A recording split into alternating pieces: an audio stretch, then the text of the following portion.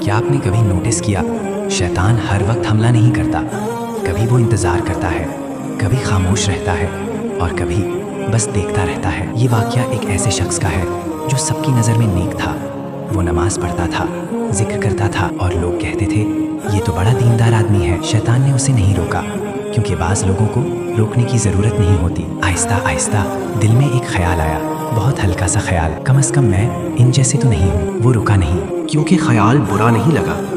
پھر ایک دن اس نے کسی کی غلطی دیکھی اور دل میں دعا کے بجائے فیصلہ آ گیا۔